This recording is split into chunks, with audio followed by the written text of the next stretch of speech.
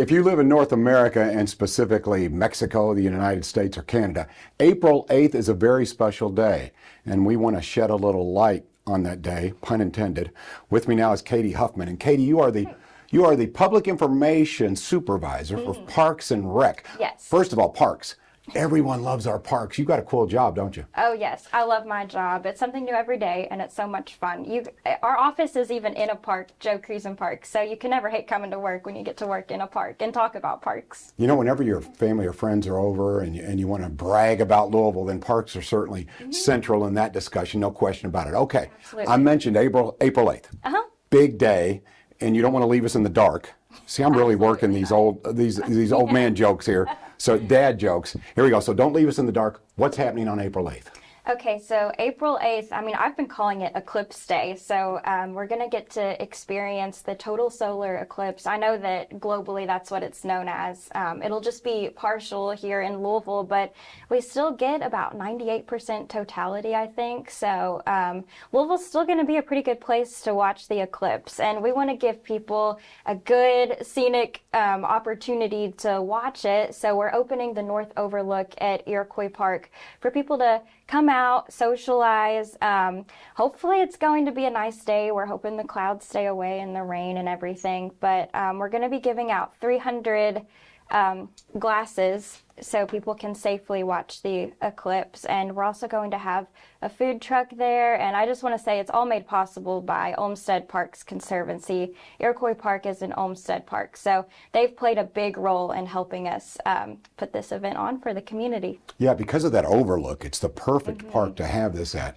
And by the way, it's got a great name. Total Eclipse of the Park. For those of you who are long in the tooth like I am, Bonnie Tyler did a song called Total Eclipse of the Heart, but Total Eclipse of the Park is perfect. Okay, so when do the festivities start on April 8th? Will there be food there? Tell me a little bit more about the glasses. Go ahead.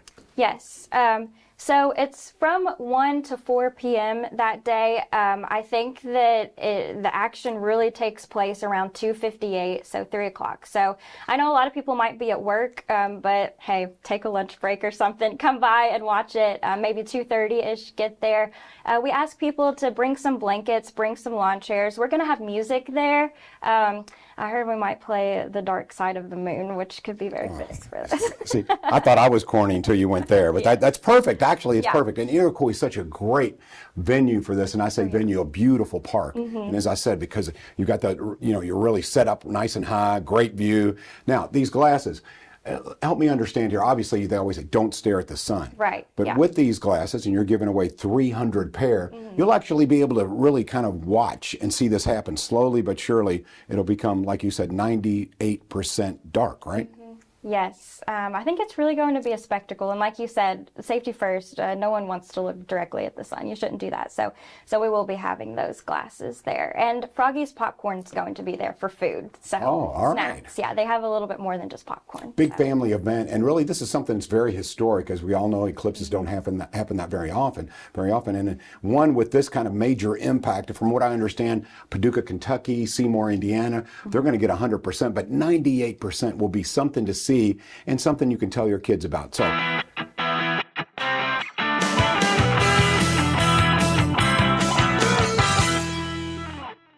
as you probably know, when it comes to priorities, your health and your safety of this community is the most important priority number one for Mayor Greenberg and the entire Metro team. With that being said, it's this man's job. He is Jody Meiman. He is the Director of Safety for Louisville Emergency Services. Jody, welcome in. Hey, thanks for having me. I'm so glad you are here. This is maybe a little bit of a stressful time for you because it's severe weather season. Let's talk a little bit about that. Yeah, so traditionally severe weather season is in the spring and summer months. So we have a severe weather week, which is this week to kind of kick that off. But with the way the weather's been going over the last couple of years, you never know when severe weather is going to kick in. So, you've got to have your guard up all year round for any kind of severe storms that could hit. And if anyone watches television, and I'm sure you all do, you're doing it now. But with that being said, you'd have to live in a cave not to understand that weather's been crazy lately, Jody. It's not in my head. It's out there, and it can be volatile at times. Absolutely, and especially in the Ohio Valley. You never know. You could have a windstorm one day and have snow on the ground the next day with the cold fronts that come through. So, the tornadoes that came into western and southern Kentucky was in December. Normally that's a springtime, early summertime event. So you just never know when it's going to hit. So, as the director of safety, Jody, part of your job is to raise awareness, being on the show, and you're also getting out in the community, aren't you? Yeah, we're out. We try to get out to community meetings. We're actually getting ready to, we've partnered with Kroger's. We're going to start to go to many of the Kroger stores throughout the community and just educate people on how they can get warnings for any kind of emergency that's around the county. I think as a parent, there is a fine line, and I think you'd agree, Jody, with yes, you want to talk to your kids about it. I don't think you want to scare them, but there's also, in certain points, there might be a sense of urgency. So They got to have the conversation. I remember as a kid, we had the outdoor warning signs, which we still have. That's still a technology that we use today. But, even in school, we would do tornado drills and go out into the hallways and hunker down.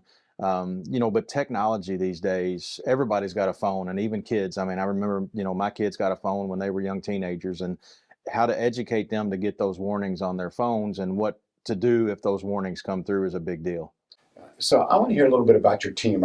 I'm curious, is when it comes to police, firefighters, EMS, they're all under that umbrella of let's keep this community safe. So talk about your communication with Louisville Emergency Services, with other entities here in Metro government. So we're responsible for the emergency management. All 120 counties in the state of Kentucky have an emergency manager, and that's me. And it's our job to not only do preparedness, but respond and then help coordinate recovery when disaster strikes. So, we try to get the word out to everybody during or before a situation happens, and then we have to respond. And we're the overall coordinating agency when you've got a multi-jurisdictional type of incident that goes on to help bring those agencies together, work within a unified command to try to streamline the process. And then, like I said, if there's such a disaster that gets some type of recovery, or you've got to see that the community can recover from a disaster, it's our shop that goes through that as well.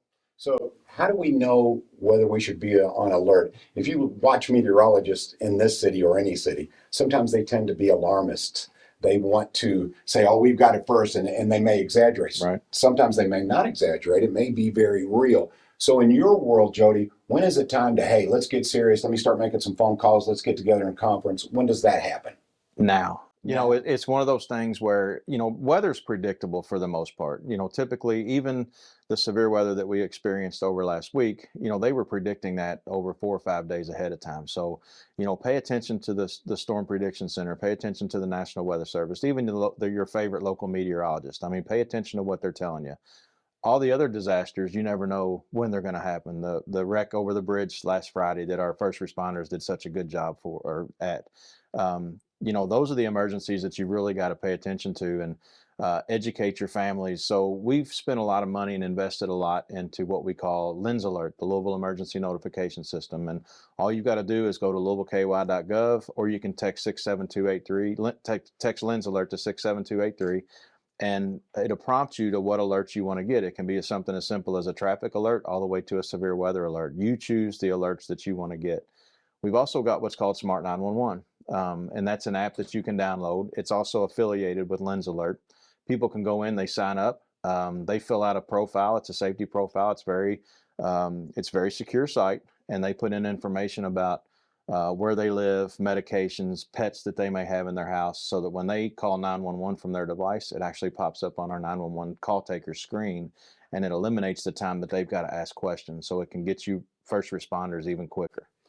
That website again, if you would, Jody, because you're a great resource for information. So what's that website again? It's Smart 911 is the app that you can download, but you can just go to louisvilleky.gov, and actually there's a banner that scrolls across the bottom where you can sign up for Lens Alert. Historically, these are probably not memories you want to talk about, but we've had some tornadoes move in here. Your memories, Jody, a little bit, because you're a man who's, you're on the scene. You got, both feet on the ground, and you're in charge.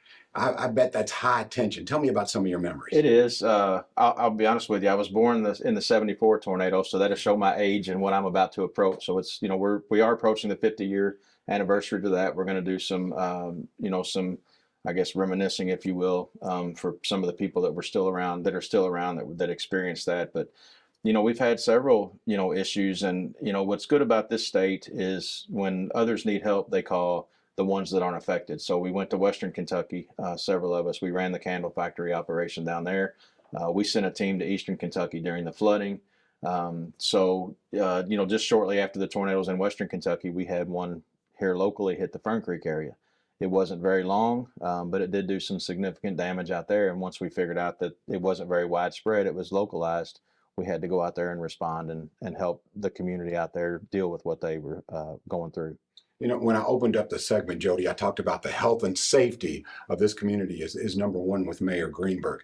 When something does happen, how close of communication do you have with the mayor? Is that something that's ongoing? How does that work? Yeah, it's very quick. Obviously, Deputy Mayor David James as well, who's my boss, and he's the Deputy Mayor over Emergency Services, and we're always communicating about what goes on, even days before some event may take place. So when I see weather come in, we'll get on the call with National Weather Service, and then I'll relay that to the mayor's office real time, and then we'll make the decision, what we do next. One of the things that we do too, depending on how severe the events are gonna be or are going on at the time, we'll get all of our directors of all the agencies playing a part in the situation. We'll get them together and see exactly how they're planning for it, what they're going through right now, and maybe what needs they may be able to forecast or whatever they may do. And then as the situation's ongoing, we reach out to those directors and the agencies to make sure that they're getting everything that they need. They don't need any more resources. So it's an ongoing, sometimes 2, 3 o'clock in the morning, we're always communicating with each other. But, I try to tell them, you all get your sleep, I'll stay up at night. I'll let you know and I'll wake you up if something happens and, we need to notify you. So You're the man for the job. we it's something, it's been in my blood for, my whole life. So.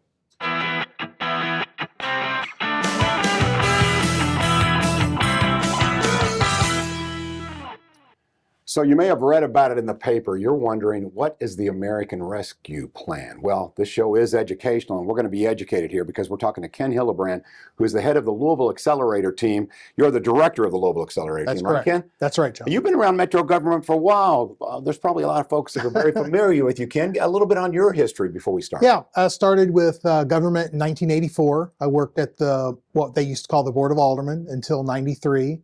And then I started in technology from 93 to 21. So kind of in technology for a long time, and then recruited to come work with the Louisville Accelerator Team in 2021. Okay, big project. This American Rescue Plan is a big project. Tell folks a little bit about it. There's a lot of monies involved here, and we'll talk about how it's allocated, but what basically is the mission of the American Rescue Plan? So the mission is of the American Rescue Plan. It was funds allocated by the federal government in March of 2021. Louisville received $388 million, and the overall main purpose was to combat the COVID-19 pandemic, either the public health impacts, the economic impacts, and just the impact on our communities. And so when we first received the funds, we started looking at how did we want to allocate those dollars. And we worked closely with the Metro Council, who identified like priority working groups, homelessness and housing, public safety, workforce development. I'm sure there's some I'm forgetting, but there were like 6 or 7 priority areas that all the funds were allocated to. Oh, Healthy Louisville, Healthy Neighborhoods. That's a big one. Wow. So suffice to say then, these dollars are really going to help enhance Louisville, right? Yes, that's correct. No question about it. So let's talk about how the decision was made to allocate dollars, because a lot of times I think people think, oh, so-and-so had a pet project, or it's just a small boardroom, but there were businesses involved. The public was involved. There was nonprofits involved. So this was done very methodically, right? Yes, that's correct. We started off kind of early. We did a couple surveys. The Metro Council did a survey of the public, and the Louisville Accelerator Team also did a survey. In addition, the Metro Council held 3 public hearings or public meetings where they got input from the community about what would they like to see the dollars spent on. And out of those surveys and the public meetings, that's where they developed the priority areas. And from there, they started the priority area working groups, started looking at what type of projects do we want to do. And they were things that came from the public. They were things that came from other agencies or nonprofits that felt like, hey, this would be a good project to do using the American Rescue Plan funds. So Ken, before we get into those projects, I'm curious, the Louisville Accelerator Team, What do you guys do? When I hear accelerator, I'm thinking, hey, this is going to happen fast. You're going to accelerate the process. Well, what exactly do you do? Well, some things we move along pretty quickly. Some things, we really are methodical about what we're doing. We feel like we have a fiduciary responsibility to the public and the federal government on how the dollars are being used. There's really 3 groups that are working with us, and the Louisville Accelerator team itself is the project management team. So we're using project management methodology to look at our projects, make sure we manage them, help facilitate the nonprofits. And then there's another group that we call the ARP compliance team and the ARP accounting team. And so they're looking at the 2 CFR 200 with his federal guidelines on how to manage projects, and it's very complex. And so one of the things that we all try to do is work with those nonprofits who maybe aren't familiar with the 2 CFR 200, so they know what they're getting into, and we help them get over any obstacles so that they can be successful. Yeah. Before we get into some of the stipulations that are required here, tell me a little bit, or let's get folks excited about some of the projects that will be helped and enhanced, which is for the betterment of our entire community, right? Yeah, there's projects across the board. So we have housing projects. So $40 million is allocated to the Louisville Affordable Housing Trust Fund. And they have several projects that are underway. They've already had groundbreakings on several of them where they're building affordable housing units in our community.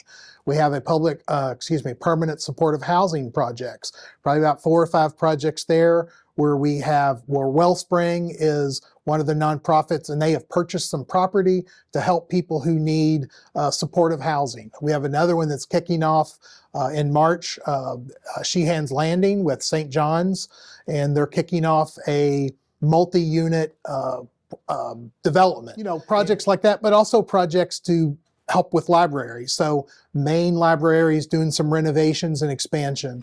Portland and Parkland libraries, helping improve those libraries. Fern Creek Library, building a new library to replace the one that was closed down several years ago. So a lot of projects with libraries, a lot of projects with parks, doing parks improvements or workforce development as well, right? Workforce development projects. We have a project with Kentuckiana Works that is doing a comprehensive reentry program for persons who may be having a hard time getting a job after they've served time in jail.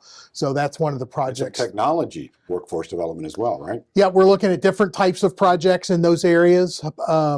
Those are ones we're continuing to develop. Some with AMPT is a project, and that's actually going to be a general fund project. We recently swapped some of those dollars, but that's kind of looking at some technology funding. And for those who think, okay, I just apply, receive the dollars, this will be monitored. Transparency is very important to Mayor Greenberg, to let people know where these federal dollars are going. So how do you do that? How do you monitor these projects? Yeah, we start off with, first of all, in many cases, with what we call a request for application. So it's like a notice of funds availability, so people know we're looking for someone to build permanent supportive housing in our community. And it's a competitive process. So, and we have an evaluation panel that looks and chooses what's the best solution for the use of those dollars in our community. So we probably did about a dozen requests for applications. And then once those are awarded and we sign an agreement, and it's not like, okay, we award it, we sign the agreement right away. There's a process to go through to make sure everything is going to be compliant with the federal government standards that they have for these projects. So then we kick off meetings with the nonprofits, or what we call the subrecipients. And we meet with them on a regular basis, monitor how they're doing, monitor that they're getting the reimbursements in on time. And, we kind of meet pretty frequently to start off. And once we feel like everything's moving along, we can change that frequency. So that's a constant thing that we're doing, is monitoring these projects, checking for the reimbursements, checking for the programmatic information. How are they doing on what they said they were going to do, what we call the key performance indicators? Because we have to report that to the federal government. Interesting. This has to be exciting for you, I would think, Ken, in that, yes, you've been with government for a long time, but this is a prime example of taking federal dollars, local ingenuity, local needs, and making your government work for you. Wouldn't you say this is like one of those things where you go, this is really going to be beneficial for me, my community, all my friends, family, everyone, right? Yeah, it was exciting when I was asked to join this team, and it's kind of like a startup. So for folks who maybe just tuned in, or they caught the tail end of it and they're wondering, where can I get information here? How can I learn more about the American Rescue Plan, where do they go, Ken? Yeah, we have a website. It's behind LouisvilleKY.gov, so www.louisvilleky.gov, and it's American Rescue Plan. So just do a search there.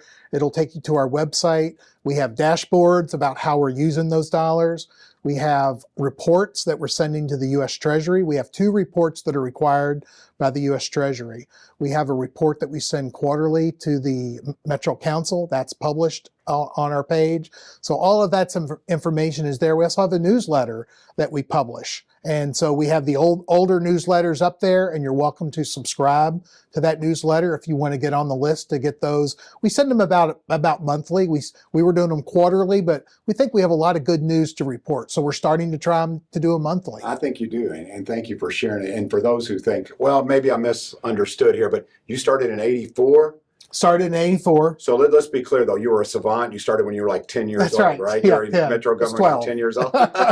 Mayor Harvey Sloan, are you kidding? That was my first mayor, yeah. Man, wait a second. All right. Thanks. Ken Hillebrand, thanks for all you do for the city, Yeah, thanks, especially John. with the American Rescue Plan. Again, Ken Hillebrand, we appreciate him joining us today, and we appreciate you joining us as well.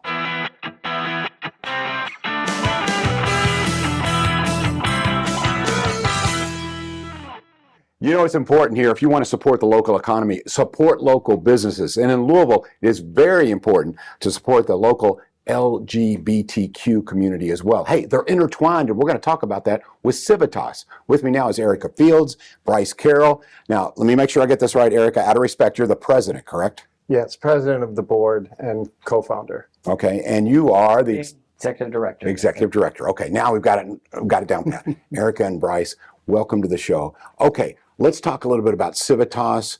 What is the mission and exactly what you do, if you would? Well, actually, we launched in 2019 at the Derby Diversity Business Summit, which was being held here. It was the second year, and we were close with Tawana Bain, having helped her the first year as her LGBT liaisons.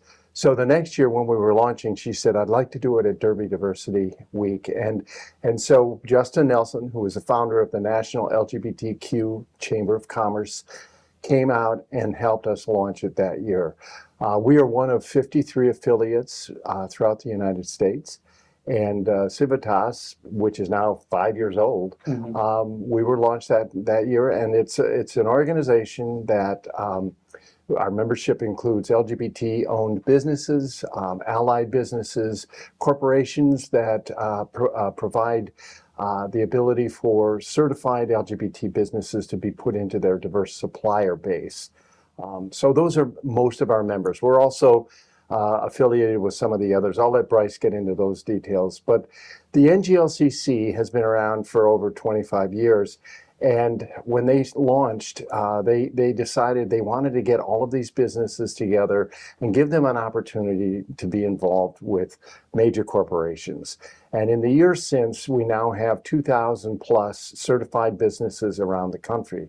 The NGLCC is the only body that can certify an LGBT business, similar to WBENC and the Minority Business Enterprises, et cetera. That's its main purpose, but also to bring these businesses together and to network with each other. Erica, you did a great job articulating this. Here's what I want to hear, and I'll ask you, Bryce, then, because this is great, is it working? To me, it's important for me as a Louisvillian that we are inclusive and we are supportive of all communities.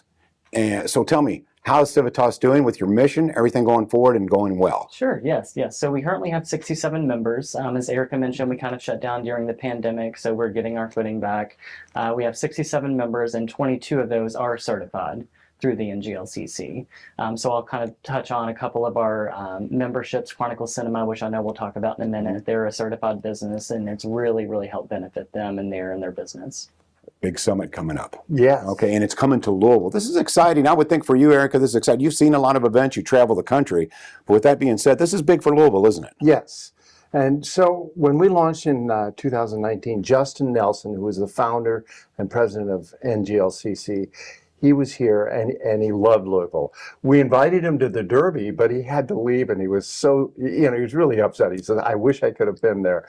So we said come back. And so sure enough, in the last 2 years, they have launched a leadership meeting once a year for a couple of days where they bring in all the affiliate leaders, the EDs and some of the board members and everything, to come to a town, one of their main affiliate towns, and spend 2 days talking about best practices, you know, how to really make your affiliate grow and thrive, and how to interact with the rest of the business community. And so this is the second year they're doing it, and they reached out to a number of cities to apply. They reached out to us and said, we'd love to see you apply. So we did the RFP, and we were Awarded, yeah. awarded the host city, which is great, and it's next week. Wow. I would Yeah, like coming to fast. think, I would hope, and you guys can confirm this if you would please, I would hope that it's because we are so open to the LGBTQ community and that we are inclusive here in Louisville, because that is important to me.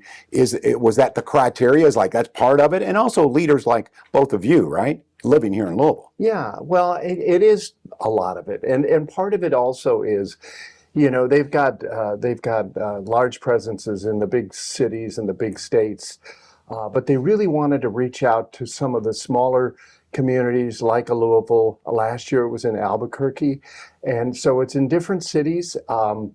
And they also like the fact that it's in a different region of the country that most people wouldn't associate with openness and with the ability for a community to really rally around a business community like the LGBT business community. So yeah, Louisville was a really solid choice for them. I love hearing that. Okay, so mission of this summit, it sounds to me like it's a lot of leadership, a little mentoring, perhaps some coaching. I don't know how to word this. So Bryce, what would you say the mission of this summit is? Sure. So it's going to be to help bolster each. It's an affiliate education or affiliate chamber education summit. So the goal is to give the chambers the tools and resources they need to thrive and grow. Okay, let's talk about some events that surround this. Okay, there's something happening at a cinema. Help me out here. Well, yeah, Chronicle Cinema is going to be at our house the final day, where my wife Patience and I are hosting it's called the Ville thanks the NGLCC. Oh, very and we've nice. invited a bunch of people locally, and a lot of people that are advocates, a lot of people that are in the community, a lot of business owners and business people that are very supportive, to come and thank the NGLCC people. There will be about 40 or 50 of those people still in town. They're all coming to our house, and Chronicle Cinema is going to be there to document that event. And then on Wednesday night, Party at the Hub, right? yeah, party. Oh, yeah. And then that's the after party that Bryce had everything to do with.